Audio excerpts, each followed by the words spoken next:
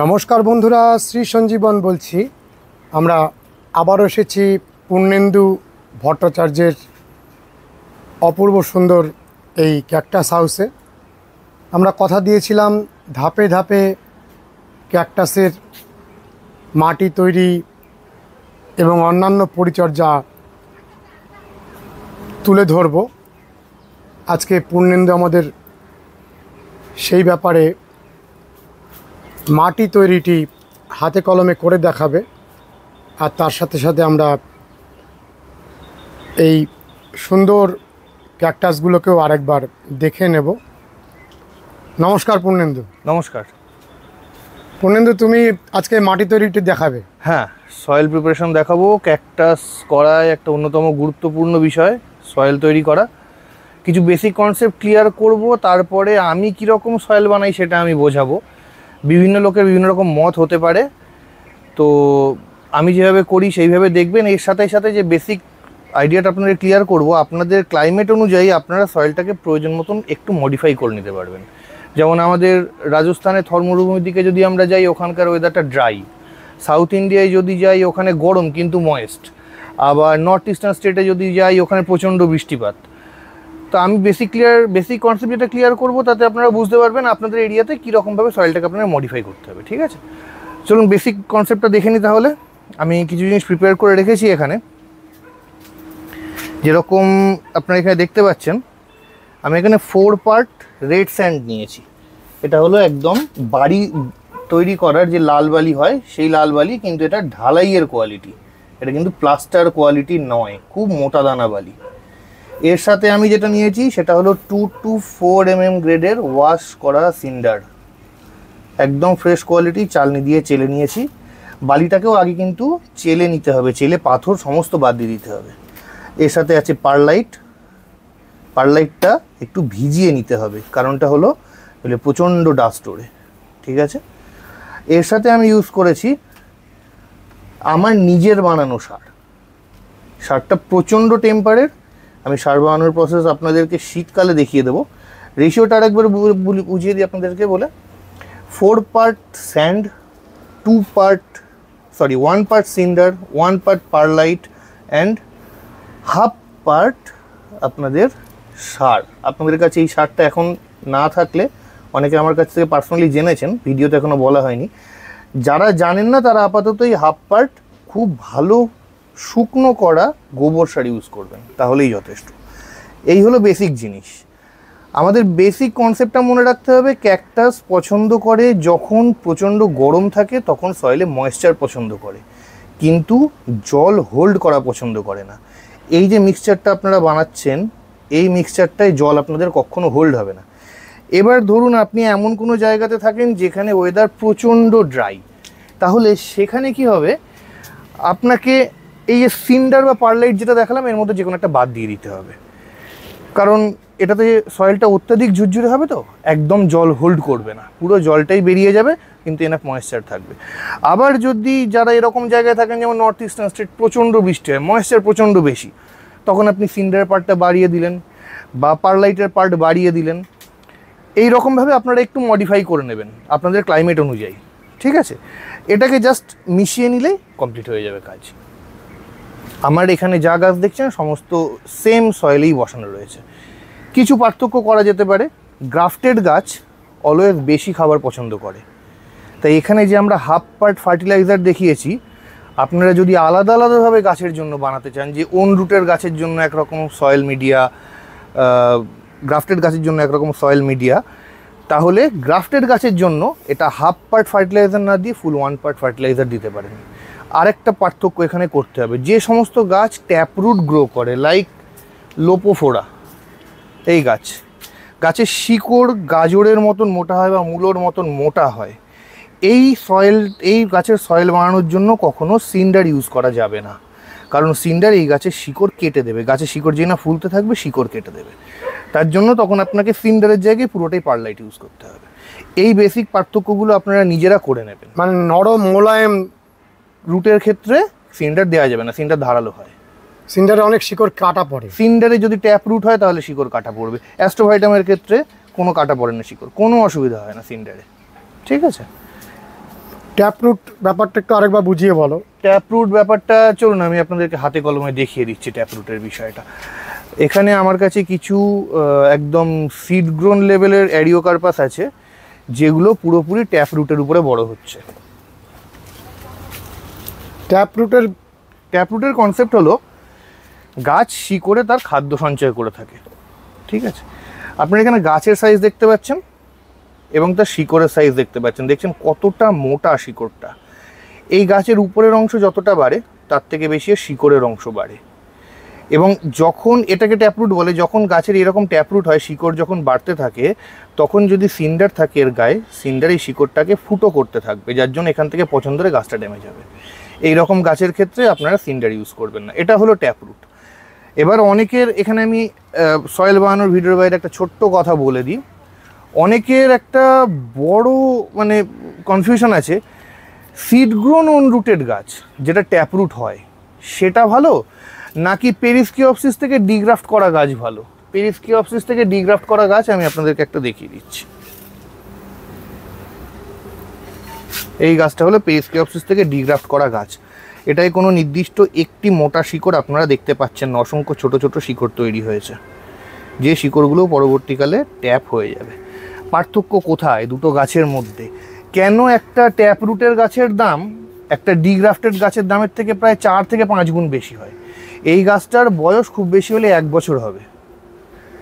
গাছের সাইজ বুঝতে পারছেন? হয়রাজ এই গাছটা 4 বছর বয়স। গাছের সাইজ বুঝতে এত বয়স? এত বয়স। কারণ এই গাছটা ম্যাক্সিমাম যে খাবারটাই তৈরি করছে, সেই খাবারটা এই ট্যাপ রুটের মধ্যে সঞ্চয় করে রাখছে ডরম্যান্সি পিরিয়ডের জন্য। যখন গাছটা ডরম্যান্সিতে যাবে, ডরম্যান্সি ব্রেক করার সময় তার এই ট্যাপ রুটে সঞ্চিত খাবারটা প্রচণ্ড কাজে লাগবে। কিন্তু এই গাছটা কিন্তু ট্যাপ রুট নেই বলে সেই খাবারটা সঞ্চয় করতে পারছে না।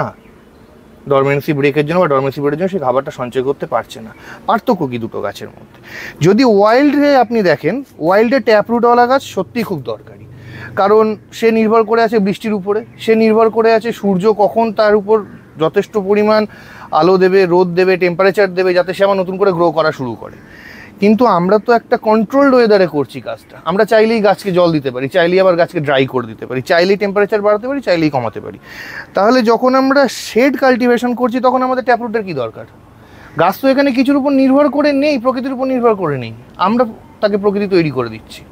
তাই যদি আমরা এখানে ডিগ্রাফটেড গাছও করি কোনো অসুবিধা নেই। যখন আপনি নার্সারিতে গাছ করছেন বা শেডের মধ্যে গাছ করছেন, তখন ডিগ্রাফটেড গাছ কিন্তু আপনার রুট পোর্শনের থেকে টপ পোর্শন তাড়াতাড়ি বেশি গ্রো করাবে। তো এই গাছটা 4 বছরে এই জায়গায় থাকলে এই গাছটা 4 বছরে কিন্তু 3 গুণ সাইজ পৌঁছে যাবে। এই দুটোর মধ্যে পার্থক্য আছে। এর জন্য আমি যতটা আমার অভিজ্ঞতায় বুঝেছি, এখানে যা বলছি ভিডিওতে সমস্তটাই আমার অভিজ্ঞতা দ্বারা যেটুকু আমি শিখেছি সেটাই বলছি। যদি আপনি শেডে গাছ করেন, বাড়িতে গাছ করেন, তাহলে ডিগ্রাফটেড গাছে কোনো অসুবিধা নেই। অনেকের মধ্যে এই ভুল কনসেপ্টটা আছে যে না সিড গ্রোন গাছই আমার লাগবে, আদারওয়াইজ সেটা সার্ভাইভ করবে না। ভুল কনসেপ্ট। আপনার যদি ক্ষমতা থাকে গাছ সার্ভাইভ করানোর, আপনি ডিগ্রাফটেড গাছও করাতে পারবেন, অন রুটের সিড গ্রোন অন রুটের গাছও করাতে পারবেন। এই কনসেপ্টটা থেকে একটু বেরিয়ে আসা দরকার আমাদের। পূর্ণেন্দু, তুমি আমাদের হাতে কলমে যে একেবারে কিভাবে পটটা রেডি করা হয়, মাটিটা কিভাবে তুমি মেশাচ্ছ, সবটাই করে দেখাও। সব দেখি, একটা রিপোর্টিং করে দেখাও। সবার আগে একটা সুন্দর গাছ দেখাই যেটা রিপোর্টিং করতে চলেছি। ডিসকক একটা সিউডোহর্সটি, পেরিস্কিওপসিস থেকে ডিগ্রাফট করা গাছ। রুটের কোয়ালিটিটা দেখে নিন, এখনও ডিগ্রাফটিং করে জাস্ট এই রুট বেরিয়েছে, কোনো রকম ফার্টিলাইজার ছাড়া। আজকে আমি এটাকে যে ডিগ্রাফটিং করা বলতে কি বুঝিয়ে বলো। পেরিস্কিওপসিসের উপর থেকে গাছটাকে কেটে গাছের ভিতর থেকে পেরিস্কিওপসিস বার করে এই গাছটার নিজস্ব শিকড় বার করানো হয়েছে। এটাকে বলে ডিগ্রাফটিং প্রসেস, ঠিক আছে? ডিগ্রাফটিংয়ে শুধু বালি এবং পারলাইট বা পিউমিক স্টোন ইউজ হয়, এখানে পিউমিক স্টোন ইউজ করেছি, তাতেই গাছটা এত শিকড় বার করেছে, কোনো খাবার ছাড়া। আজকে আমি দেখিয়ে দেবো আমি যে খাবারে বসাই সেই খাবারে গাছটাকে কীভাবে বসাতে হবে, তারপরে কীরকম ডেভেলপমেন্ট হবে আমি আপনাদেরকে এক্সাম্পল দিয়েও দেখিয়ে দেবো। আসুন। তো প্রথমে যেরকম রেশিও দেখিয়েছিলাম 4:1:1:1:1, সেই রেশিওই আছে। আমি এবার এটাকে একটু মিশিয়ে নিচ্ছি। পারলে এটাকে আপনারা গ্লাভস পরে করবেন, হাতের প্রচণ্ড ক্ষতি হয়। ক্ষতি হয়? প্রচণ্ড ক্ষতি হয় হাতের। কি ক্ষতিটা হয়? নখ পুরো পাতলা হয়ে যায়, হাত প্রচণ্ড সিন্ডার ধার হয়, তো হাত কাটতে থাকে। আর ফার্টিলাইজার থেকে যদি আপনার হাতে কোনো কাটা সামান্যটুকু থেকে থাকে, ফার্টিলাইজার থেকে আপনাকে ইনফেকশন হওয়ার চান্স থেকে যায়। গ্লাস ইউজ করা সবসময়ের জন্য উচিত, সব সময়ের জন্য উচিত। এখন আমাদের প্রত্যেক দিনই সয়েল বানাতে হচ্ছে, গ্লাস নষ্ট হচ্ছে, আর কত বানাবো, মাঝে মধ্যে ভুগতেও হয় তাই নিয়ে।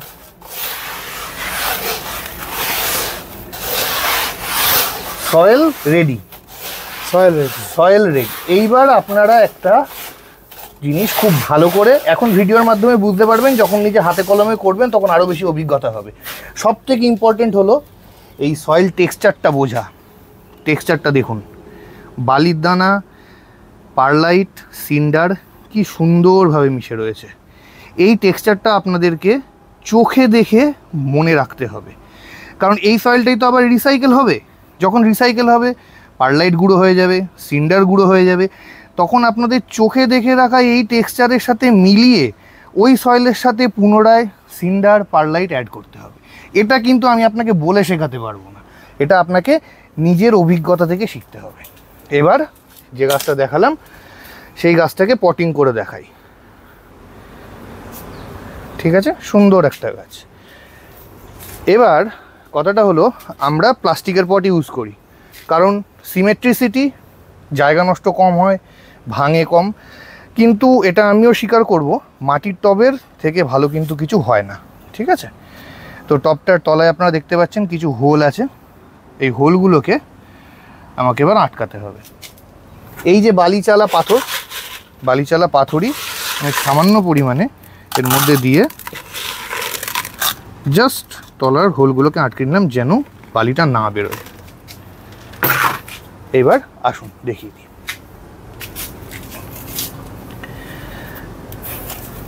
বালিটা কিন্তু ভিজে থাকতে হবে, একদম ড্রাই বালিতে কখনো গাছ রিপোর্টিং করবেন না, সামান্য ময়েস্ট থাকতে হবে। আর গাছ রিপোর্টিংয়ের আগে গাছ তুলে অন্তত পক্ষে 7 দিনের জন্য ড্রাই করে নেবেন, রুম টেম্পারেচারে রেখে, বা এরকম যদি শেড হয় শেডের টেবিলের নিচে রেখে। ঠিক আছে, এবার আমি এখানে বালিটা ভরলাম, ফার্টিলাইজার সব দেয়া আছে, কোনো এক্সট্রা ফার্টিলাইজার আমি এখানে দেবো না। ভর্তি করলাম, করে জাস্ট সমান করে কেটে বাদ দিয়ে দেবো। হয়ে গেল, টবের লেভেলে সমান হয়ে গেছে। আমি এর মাঝখানটা একটা হোল করব, দেখতে পাচ্ছেন সুন্দর গর্ত হয়েছে। এবার এর মধ্যে এটাকে ঢুকিয়ে দিয়ে জাস্ট সেট করে সাইড থেকে হালকা চেপে একটু ড্যাপ করে নেব, ব্যাস রেডি। কোনো জোরে চেপে এটাকে সেটেল করার দরকার নেই, জল দিয়ে ইমিডিয়েট সেটেল করার দরকার নেই, কিচ্ছু দরকার নেই, গাছ রেডি। এই গাছটাকে এইভাবে আমি এবার এই টেবিলে, আমার যে শেড আছে এই শেডের উপরে হিট এখনই নিতে পারবে না। ঠিক আছে, তার জন্য এটাকে আমি এরকম টেবিলের তলায় কোনো একটা জায়গায় দিন 7 জন্য রেখে দেবো। জল কিচ্ছু না, যেহেতু বালি ময়েস্ট আছে, এই জন্যই বলেছিলাম বালিটাকে ময়েস্ট করে নিই। জল দেবো না, একদম জল দেবো না, দিন 7 জন্য এটাকে এইভাবেই রেখে দেবো। যেহেতু বালি ময়েস্ট আছে, আমার কোনো জল দেওয়া লাগবে না। 7 দিন বা 10 দিন পরে, এখানেও বলে দিচ্ছি এটা কিন্তু আপনার ওয়েদার অনুযায়ী, প্রচণ্ড গরমের মধ্যে করলে 3-4 দিনেও হয়ে যাবে, এরকম বর্ষাকালে করলে 7 দিনের জায়গায় 10 দিনও লাগতে পারে। আপনি বুঝতে পারবেন যে হ্যাঁ গাছটা যে কন্ডিশনে আপনি বসিয়েছেন সেই কন্ডিশনেই আছে, গাছটা তার থেকে ডিটোরিয়েট করছে, মানে তার অবস্থা থেকে খারাপ হচ্ছে না। সে 7 দিন হোক 10 দিন হোক, তারপরে আপনি এটাকে তুলে আপনার মেন শেডে দিয়ে দিলেন। রোদে দিয়ে দেবো, রোদে না, মানে এরকম শেডের উপরের অংশ, শেডের উপরের অংশে রেখে দিন। আর জলটা সেই সময় দিয়ে দেবো। সেই সময় জল, যদি আপনার বালি আশা করি শুকিয়ে যাবে, বালি যদি শুকিয়ে যায় তাহলে জল দেবেন, বালি যদি না শুকায় জল দেবেন না। জল দেওয়ার টেকনিকটাও প্রথমে শিখিয়ে দেবো অবশ্যই, তারপরে এটাও আস্তে আস্তে আপনাদেরকে বুঝে নিতে হবে। যেমন দেখুন এই সয়েলটাই দেখিয়ে দিই জল দেওয়ার টেকনিকটা, পাশাপাশি দুটো সুন্দর জায়গা আছে, বোঝাতে পারবো। এই বালিটা আর এই বালিটার মধ্যে পার্থক্য দেখেই বোঝা যাচ্ছে, এটা বেশি ড্রাই, এটা কম ড্রাই। এবার আমি যারা অনভিজ্ঞ তাদের জন্য বলে দিচ্ছি, বালিটাকে এরকমভাবে একটু আঙুল দিয়ে নাড়াবেন, দেখছেন বালি একদম লুজ, তার মানে এটাই জল দেওয়ার দরকার আছে। কিন্তু এটা নাড়াতে গেলে বালিটা একটু কিন্তু ভেজা ভাব উঠছে, বুঝতে পারছেন বালিটা ভেজা ভাব উঠছে উপর থেকে, এই ভেজা ভাব উঠলে গাছে জল দেওয়ার দরকার নেই। স্যান্ডের সাথে এটা কি মেশানো আছে? এটা পিউমিস্টোন মেশানো আছে। পিউমিস্টোন যখন রুট করার দরকার হয় তখন শুধু পারলাইট বা পিউমিস্টোন যে কোনো একটা মেশালেই হয়, কোনো ফার্টিলাইজার দেওয়া যায় না তখন। দেখে মনে হচ্ছে এই পেরিস্কিয়া গাছগুলোতে সবেমাত্র গ্রাফটিং হয়েছে। একদমই তাই, 2 মাসও হয়নি গ্রাফটিং হয়েছে এগুলো, তার মধ্যেই এতটা গ্রোথ নিয়ে নিয়েছে। এই ওয়েদারটা মনসুন যে কোনো গ্রাফটিংয়ের জন্য বেস্ট ওয়েদার পেসিওপসিস গ্রাফটিংয়ের জন্য। পেসিওপসিস গ্রাফটিংয়ের গাছ অনেকে আমার কাছ থেকে কেনেনও, তাদের মধ্যে কয়েকজন আমাকে বলেছেন দাদা আমার গাছটা বাড়ছে না, আপনার কাছে গাছ এও তাড়াতাড়ি বাড়ে, আমার কাছে গাছ কেন বাড়ছে না? সয়েল মিডিয়াম আপনি যেমন বলেছেন তেমনই বসিয়েছি, ভালো কথা। তো ফটো দিতে বলি আমি তাদেরকে, একটা বিশেষ বৈশিষ্ট্য লক্ষ্য করি তাদের গাছের মধ্যে, যেটা আমি আপনার ভিডিওর মাধ্যমে সবাইকে জানাবো বলে আমি নিজেও ঠিক করিনি। এই গাছটাই দেখাই, দেখুন এইটা পেরিস্কিওপসিস, এর উপরে যেটা বসানো হয়েছে এটাকে বলা হয় সিয়ন। আপনারা দেখতে পাচ্ছেন সিয়নের পাশ থেকে একটা ডাল বেরিয়েছে। অনেকে দেখে ভাবে গাছটা বেশ সুন্দর বাড়ছে, ডাল ছাড়ছে, তার মানে এটাও বাড়বে। একদমই ভুল কনসেপ্ট। যখনই এই গাছটা, মেন গাছটা যখনই ডাল ছাড়বে তখন এটা বাড়বে না, এটাকে বলা হয় ভেজিটেটিভ গ্রোথ। ঠিক আছে, এটা দিকটা গ্রোথ আছে ওদিকে চলে যাবে, ওদিকে চলে যাবে খাবারটা। এমনকি যদি এটা আপনি অনেক দিন ধরে আনট্রিটেড অবস্থায় রাখেন এই মাত্রা শুকিয়ে যাবে। ঠিক আছে, তাহলে আপনি কি করতে হবে, একটা সামান্য ফোর্সেপ নিতে হবে, নিয়ে এর গোড়া থেকে ধরে জাস্ট এটাকে ভেঙে দিতে হবে এরকম। এটা মোটামুটি প্রত্যেক সপ্তাহে একবার করতে হয়। দেখুন এদিকেও একটা রয়েছে, আমি ধরবো। ও যাদের বাড়ছে না তারা ওই কাজটা করে না, তারা এই কাজটা করে না, তাদের ডালগুলো বড় বড় হয়ে যায়। যেমন আমার এই গাছটা দেখুন, এই গাছটা অনেক দিন ধরে আনট্রিটেড গাছ হয়ে রয়েছে, দুখানা ডাল বেরিয়ে গেছে। সিয়নের গ্রোথ আছে? সিয়নের গ্রোথ নেই। এর জন্য এই জিনিসটা খেয়াল রাখবেন, ভেজিটেটিভ গ্রোথ শুধু পেরিস্কিওপসিসে না, যে কোনো গ্রাফটেড গাছে রুট স্টকের যেন ভেজিটেটিভ গ্রোথ না হয়, তাহলে কিন্তু গাছের সিয়ন পার্ট বাড়বে না। আর এই সময়টা পেরিস্কিওপসিস গ্রাফট করেন, একান্ত গ্রাফট করেন, হ্যারিসিয়া, হাইলো, যাতে ইচ্ছা গ্রাফট করেন, সব থেকে ভালো টাইম।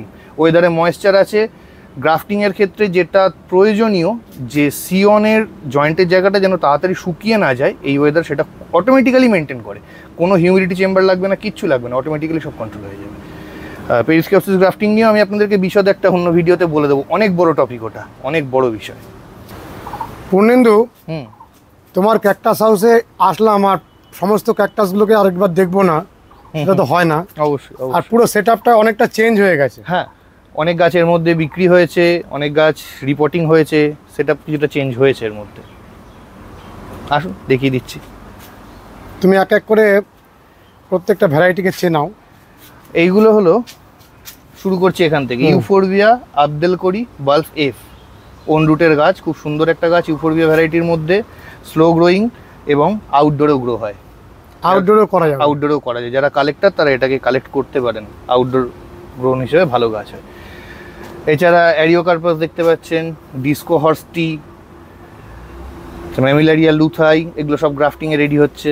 ওন রুটের মধ্যে তো প্রচুর গাছ আছে, ফুকুরু, সুপার কাবুটো সেট, এই সেটটা বিক্রি হয়েছে আজকেই, বিক্রি হয়ে গেছে এই সেটটা আজকেই। কত দামে বিক্রি করলে? এই সেটটা বিক্রি হয়েছে 450 প্লাস শিপিং। 9টা গাছ 450 প্লাস শিপিং। আচ্ছা, অ্যারিওকার্পাস ওন রুটের সিড গ্রোন অ্যারিওকার্পাস রয়েছে, প্রচুর ভালো কোয়ালিটির ফুকুরু রয়েছে। রিসেন্টলি আমার পছন্দের দুটো গাছ পেরিস্কিওপসিস থেকে ডিগ্রাফট করে আমি ওন রুট করতে সাকসেস হয়েছি।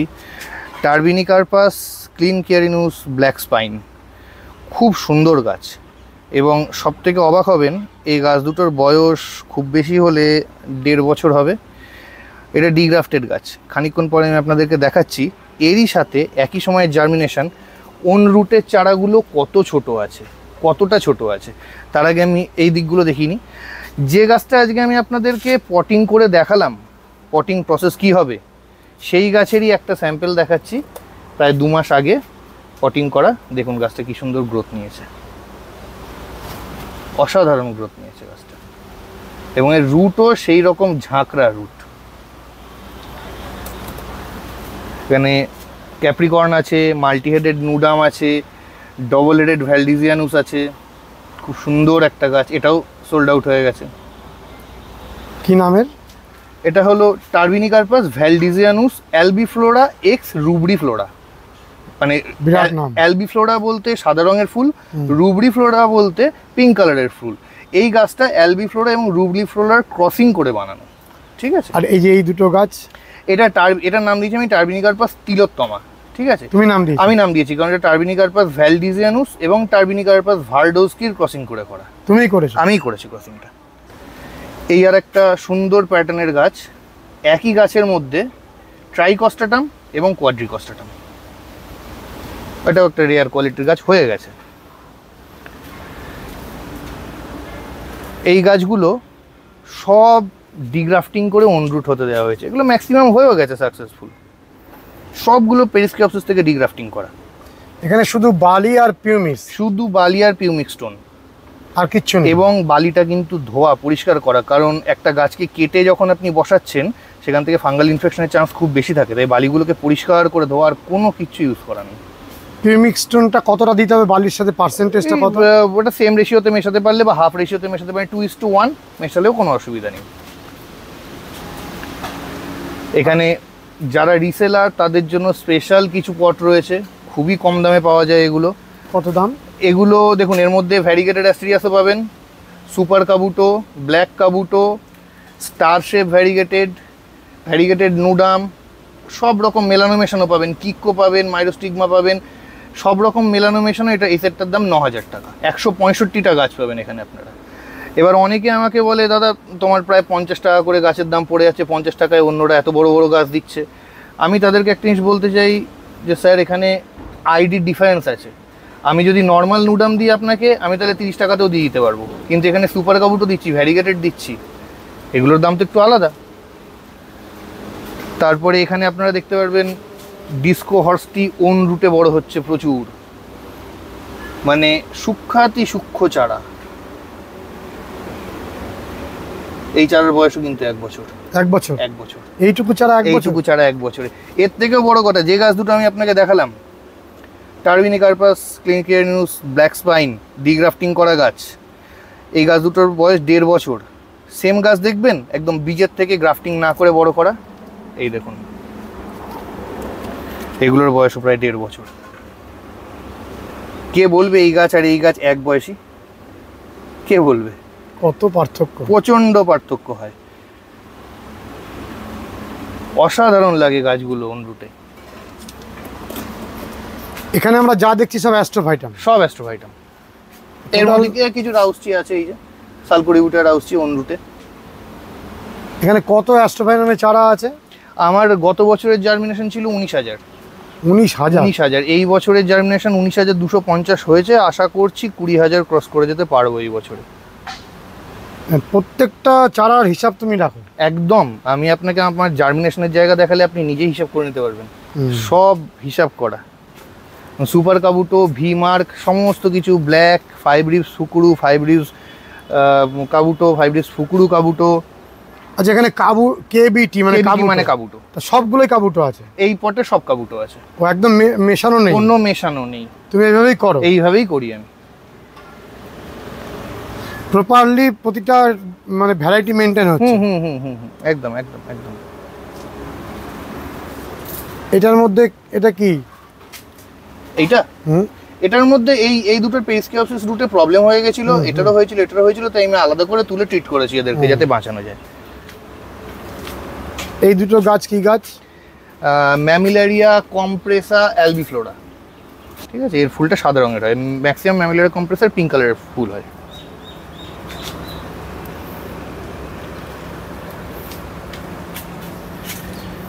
এই বছর পেরিস্কিওপসিস গ্রাফটিংয়েও কিছু শুরু হয়ে গেছে, তাও 2 মাস আগেই শুরু হয়ে গেছে এগুলো। পেরিস্কিয়ার মধ্যে কি সব ভ্যারাইটিকে গ্রাফট করা যায়? সব, ইউফোরবিয়া বাদে সব, যতটা আমার নলেজ। আমার নলেজে ইউফোরবিয়া করতে পারিনি এখনো পর্যন্ত।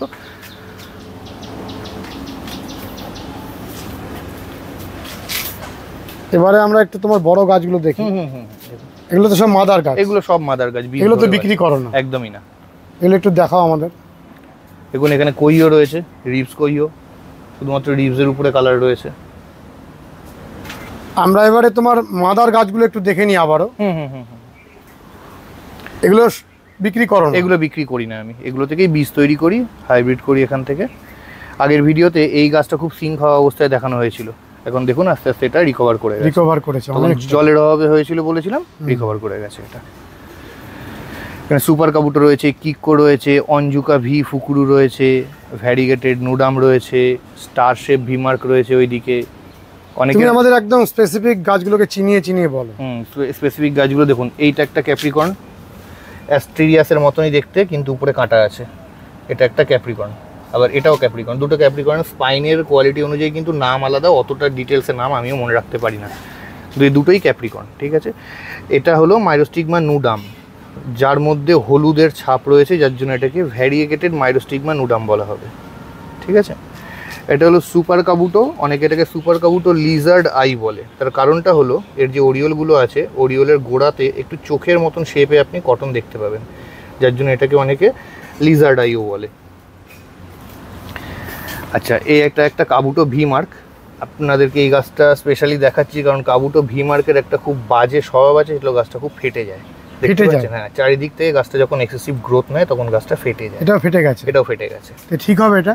এটা না, এটা জোড়া লাগবে না, কিন্তু এই ফেটে যাওয়ার সময় এখান থেকে পচন রোধ করাটা খুব দরকার। যখন গাছ ফেটে যাবে তখন গাছে জল দেওয়া বন্ধ, এবং পারলে কোনো একটা সিস্টেমিক ফাঙ্গিসাইড ওই সময় গাছে একটু স্প্রে করে দিলে বেটার হয়। এটা একটা স্টার শেপ অ্যাস্টেরিয়াস, এগুলো বড় বড় কিক্কো, আমার অনেক পুরনো মাদার। এইটা হলো কোইও কিক্কো, পলিনেশনও হয়েছে। এর কালারটা সব থেকে বেটার আসে শীতকালে, ঠিক আছে। শীতকালে মানে রোদের অ্যাপারেচারটা এমন আসে তখন এর কালারটা ফুটে বেরোয়। ডিস্কো হর্সটি দেখতে পাচ্ছেন, বড় বড়, বেশ ভালো সাইজের।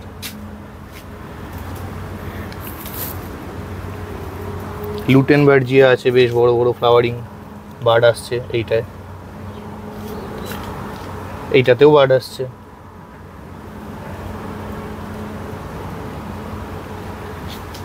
আচ্ছা, এইটা হলো টার্বিনিকার্পাস ভ্যালডিজিয়ানুস অ্যালবিফ্লোরা এক্স রুব্রিফ্লোরা, ঠিক আছে। যেটার ডবল হেডেড গাছটা আপনি তখন এখানে দেখলেন, এইটা তারই মাদার গাছ, এইগুলো।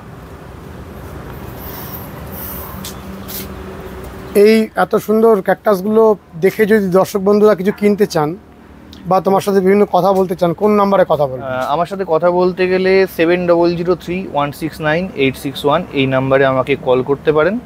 আর যদি হোয়াটসঅ্যাপে কথা বলতে চান তাহলে 9477350372। আমি প্রেফার করব হোয়াটসঅ্যাপটা, কারণ সবসময় আমি ফোন ধরার মতন পরিস্থিতিতে থাকি না, কাজের মধ্যে ব্যস্ত থাকি। তো হোয়াটসঅ্যাপ করে রাখলে আমি তাকে রিপ্লাই দিয়ে দেবো, বা যদি মনে করি যে শুধুমাত্র হোয়াটসঅ্যাপে কথা বলে তার প্রবলেম দূর করা সম্ভব নয়, আমি নিজে তাকে কল করে নেব। তাহলে হোয়াটসঅ্যাপ নাম্বারটা আরেকবার বলো। 9477350372, এটা আমার হোয়াটসঅ্যাপ নাম্বার। আর যদি কেউ এখানে আসতে চান সরাসরি? অবশ্যই, অলওয়েজ ওয়েলকাম। এখানে আসতে চাইলে আমি চাই এখানে এসে দেখে তারা গাছ নিন, কারণ সবসময় ফেসবুকে পোস্ট দিয়ে বা হোয়াটসঅ্যাপে ফটো পাঠিয়ে না সমস্ত কালেকশন দেখানো সম্ভব হয় না। এখানে এসে দেখলে গাছের কোয়ালিটিটা নিজে চোখে দেখলে বুঝতে পারেন যে কতটা ফ্রেশ কোয়ালিটির গাছ আমি দিচ্ছি। তাহলে তুমি এইখানের পোস্টাল অ্যাড্রেসটা আগে বলো। আমরা আছি ওয়েস্ট বেঙ্গলের উত্তর 24 পরগনার হালি শহরে। এটা হালিশহর স্টেশন থেকে মাত্র 5 মিনিটের দূরত্ব। জায়গার নাম বিজনা দিঘির পাড়। বিজনা দিঘির পাড়ে আসার আগে তো অবশ্যই আমার সাথে কমিউনিকেট করে নেবেন। একটা অ্যাপয়েন্টমেন্ট বুক করলে সব থেকে ভালো হয় যে কবে আসছেন, কোন সময় আসছেন। হঠাৎ করে আসলে একটু অসুবিধা হতে পারে, আমি হয়তো নাও থাকতে পারি। আগে থাকতে অ্যাপয়েন্টমেন্ট বুক করে হালিশহর স্টেশনে নেমে আমাকে ফোন করবেন, আমি আপনাদেরকে গাইড করে নিয়ে চলে আসবো। দেখুন কি সুন্দর ভ্যারিগেটেড গাছ বড় হচ্ছে, সব সিড গ্রোন। আইডি লেখা আছে ভ্যারিগেটেড নুডাম কিক্কো। এর মধ্যে কোনো অন্য গাছের ক্রসিং হবে না। সব জিমনো ক্যালসিয়াম ভ্যারিগেটেড নুডাম কিক্কো, মানে অ্যাস্ট্রোভাইটামের মধ্যে কোনো অ্যাস্ট্রোভাইটামের মধ্যে জিমনো নয়, না জিমনো না। এই সাইডটা পুরো ভ্যারিগেটেড গাছই বড় হচ্ছে, এবং এই রকম ছোট ছোট সাইজের গাছও রিপোর্টিং হয় আমাদের এখানে। এই রকম ছোট ছোট সাইজ। অ্যাস্ট্রোফাইটামের এত কালার আসে? হ্যাঁ, প্রচুর কালার আসে, সুন্দর কালার আসে। অ্যাস্ট্রোভাইটামের কালারের উপর নির্ভর করেও তাদেরকে অনেক সময় বিভিন্ন রকম নামকরণ দেওয়া হয়। অত বেশি কমপ্লেক্সিটির মধ্যে যেতে চাই না। এখানে যেগুলো দেখছি এগুলো ডিগ্রাফটেড করে অনরুট করা হচ্ছে। এগুলো কিন্তু সব পেরিস্কেয়া ছিল, ঠিক আছে। এই গাছের বয়স, আর একটু আগে আমি আপনাদেরকে হাতে করে যে বাটির গাছটা দেখালাম, ওর বয়স একই।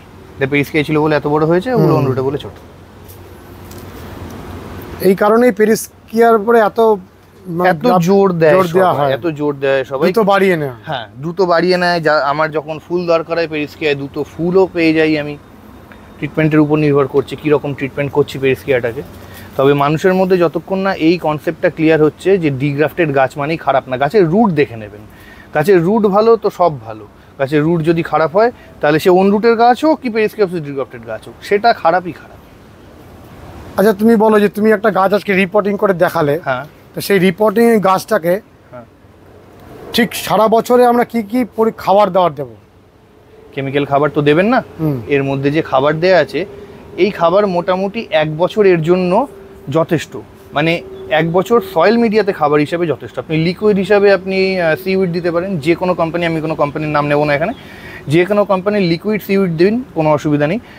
একটা জিনিস মনে রাখবেন যে আপনি যে খাবারটা দিচ্ছেন সয়েলের সাথে মিশিয়ে দিচ্ছেন সেটাও কিন্তু আলটিমেট মাটিই হচ্ছে। তো যত বেশি ওই খাবারটা ইউজ করবেন তত বেশি জল হোল্ড হবে, যার জন্য ওই খাবারটা বেশি দেওয়ার দরকার নেই। ওই খাবারটা অল্পই থাক, আপনি সিউইড ইউজ করুন উপর থেকে, এটাই যথেষ্ট। ক্যাকটাসের থেকে স্প্রে করে দেওয়া হবে না গাছের মধ্যে একেবারে? নির্ভর করছে, আমি এখনই স্প্রে করার কথা বলবো না, কারণ কিছু গাছ আছে যেগুলোতে স্প্রে করলে গাছের টেক্সচার খারাপ হয়ে যায়। তাই আপনারা কমনলি সমস্ত গাছের সয়েলে সিউইড জলেগুলো দিন, ঠিক আছে? সেটাই যথেষ্ট। সেক্ষেত্রে কতটা দিতে হবে লিটারে? যে কোম্পানির নেবেন সেই কোম্পানির যা ডোজ লেখা থাকবে প্রোডাক্টের গায়ে তার থেকে একটু কম দেবেন, কারণ ক্যাকটাসের রিকোয়ারমেন্ট কম থাকে। ব্যাস, এটাই যথেষ্ট। তাহলে আমরা বারে বারে দেখতে দেখতে এই ক্যাকটাসের নামগুলোর সাথে অভ্যস্ত হয়ে উঠছি। হ্যাঁ, এবং বারে বারে আমরা যখনই আসবো তখনই দেখবো। ডিস্কো ক্যাকটাস এটা, আর এটা হলো ডিস্কো হর্সটি। আমি আপনাদেরকে যে গাছটা আজকে রিপোর্টিং করে দেখালাম আমি আবারও এনে দেখাচ্ছি। এই গাছটা হলো ডিস্কো ক্যাকটাস সিউডো হর্সটি। সিউডো হর্সটি মানে ডিস্কো হর্সটি এবং নর্মাল ডিস্কো ক্যাকটাসের ক্রসিং, বোঝা গেছে? 3টে ভ্যারাইটির গাছ আমরা দেখছি। হ্যাঁ, একই জাতের 3টে ভ্যারাইটির গাছ। এই দুটো ভ্যারাইটির গাছ নেচারে অ্যাভেলেবেল, আর এইটা আলাদা করে বানাতে হয়। এই দুটোর ক্রসিং, ওটা নেচারে অ্যাভেলেবেল, এটা নেচারে অ্যাভেলেবেল, ওটাও নেচারে অ্যাভেলেবেল, এটাকে বানাতে হয় আলাদা করে। আর এই যে ফুলটা ফুটেছে, এটা লোপোফোরা ডিফিউজার ফুল ফুটেছে। লোপোফোরা ডিফিউজার। তোমার এই শেড হাউসের মধ্যে একটা না একটা ক্যাকটাসের ফুল রেগুলার ফোটেই, মোটামুটি ফুটতেই থাকে। এমনকি ডিসেম্বরেও অ্যারিওকার্পাসের ফুল ফুটতেই থাকে, বন্ধ হয় না কখনো ফুল ফোটা। কিছু ফুল তুমি রেগুলার পাও? হ্যাঁ। তার মধ্যে কিছু ভ্যারাইটির ফুলে আবার সুগন্ধও রয়েছে। হ্যাঁ, ডিস্কোর ফুলের সাংঘাতিক সুগন্ধ রয়েছে, রাতের বেলা ফোটে ফুলটা, দারুণ সুগন্ধ। মাইরোস্টিগমার ফুলের সুগন্ধ আছে, মানে শেডের দরজা তো বন্ধ থাকে, শেডের দরজা খুললেই না তাকিয়ে বুঝে যায় আজকে মাইরোস্টিগমার ফুল ফুটেছে। এত সুন্দর গন্ধ, এত মিষ্টি গন্ধ, এত মিষ্টি গন্ধ, এত মানে এত দূর পর্যন্ত ছড়ায় গন্ধটা। এখানে আমরা অনেক বড় বড় গ্রাফটেড ক্যাকটাসগুলো দেখছি। কি ভ্যারাইটি এগুলো? এইটা ভ্যারিগেটেড মাইরোস্টিগমা নুডাম, এটা ভ্যারিগেটেড মাইরোস্টিগমা নুডাম কিক্কো, এইটা ভ্যারিগেটেড অ্যাস্টেরিয়াস, এটা অ্যাস্টেরিয়াস নিশিকি ভ্যারিগেটেড। এবার নামের মধ্যে নিশিকি চলে আসলো, মানে ব্যাখ্যা করতে হবে কেন নিশিকি বলছি। এর গায়ে দেখছেন সুতোর মতন দাগ পাওয়া যাচ্ছে, হয়রাস আপনি এই গাছটায় দেখুন গাছের গায়ে কোনো সুতোর মতন দাগ পাবেন না, কিছুটা সবুজ বাকিটা হলুদ, ঠিক আছে? গাছের গায়ে যখন এরকম সুতোর মতন দাগ পাওয়া যায় তখন সেটাকে নিশিকি ভ্যারিগেটেড বলা হয়। নিশিকি কথার অর্থ হলো সুতো। আর এই যে এই গাছটা, এটাও অ্যাস্টেরিয়াস ভ্যারিগেটেড। এরকম এত সুন্দর দেখতে হয়, অপূর্ব গোল, একেবারে সুন্দর গোল দেখতে হয়। এবার কিছুগুলো একটু ডিফরমেশনও হয়ে যায় মাঝে মধ্যে, ডিফেক্ট থাকতেই পারে সমস্ত কিছুতে, আবার ম্যাক্সিমামটাই সুন্দর। এটা তো একেবারে গোল, এটা একেবারে গোল। এই গাছটায় ফুল পাওয়ার জন্য আমাকে 2 বছর অপেক্ষা করতে হয়েছে। হয়তো অনেকে আমার আগেও ফুল এনে ফেলতে পারে, আমি পারিনি। ফুল ভ্যারিগেটেড গাছ মানে তার ফটোসিনথেসিসের ক্ষমতা কম, তার ফুল দেওয়ার ক্ষমতাও কম। এগুলো যার উপরে বসানো হয়েছে সেটা কি ভ্যারাইটি? একান্তোসেরিয়াস ভ্যারাইটি। এটা ড্রাগন গাছ না, ড্রাগন না, ড্রাগন হলো হাইলোসেরিয়াস। হাইলোসেরিয়াস, এটা হলো একান্তোসেরিয়াস। আর এই যেখানে একটা এত সুন্দর গাছ দেখছি, এটা কি গাছ? এটা অ্যাস্টেকিয়াম ভ্যালডেইজি, খুব সুন্দর সুন্দর গাছ। আমরা এখানে অনেক রকম ভ্যারাইটি দেখছি। যদি বলা হয় যে পূর্ণেন্দু তুমি আমাদের তোমার পছন্দের 3টে ভ্যারাইটি দেখাও, তুমি কোন কোন ভ্যারাইটি দেখাবে? আমার পছন্দের 3টে ভ্যারাইটি।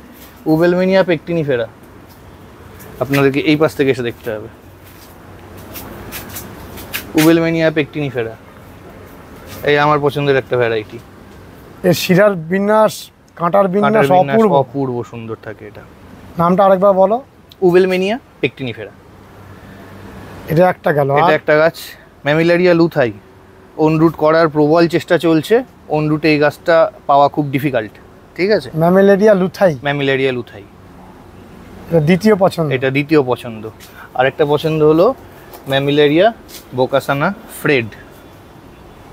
এটা ওন রুটে পাওয়া খুব ডিফিকাল্ট, পুরো ক্যাটারপিলারের মতন দেখতে হয়। কি সুন্দর। এই গাছটাও সোল্ড আউট হয়েছে আজকে, বিক্রি হয়ে গেছে? বিক্রি হয়ে গেছে। তা তুমি কি তোমার নিজের জন্য কিছু থাকবে না, সব বিক্রি না করে না, দেবে? আছে আছে, আমি নিজের জন্য গ্রাফটিং এ আরো স্টক রেডি করছি। তো কখন এরকম করো না যে নিজের নিঃশেষ হয়ে সব বিক্রি করে দাও? কখনো করি না, কখনো করি না, নিজের জন্য রেখে দিই।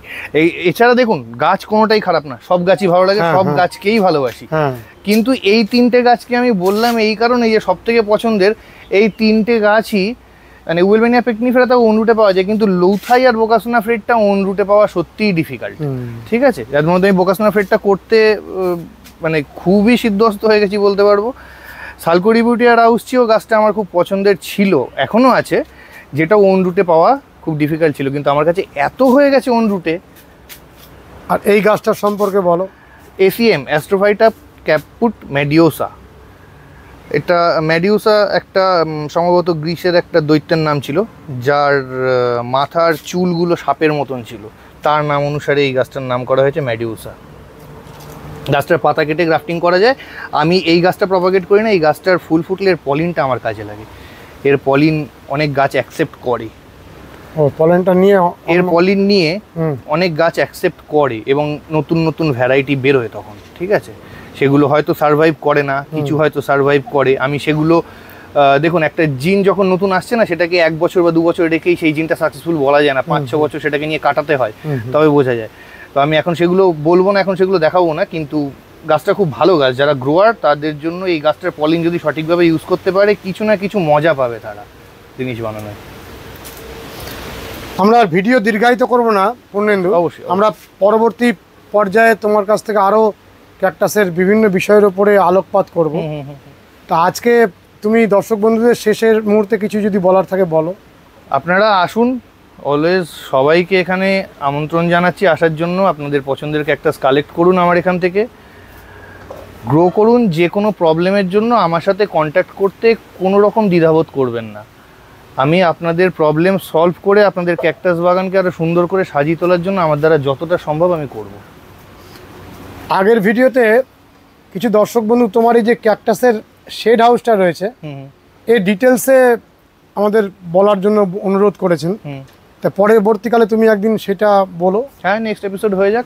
কীরকম হওয়া উচিত একটা শেড হাউস?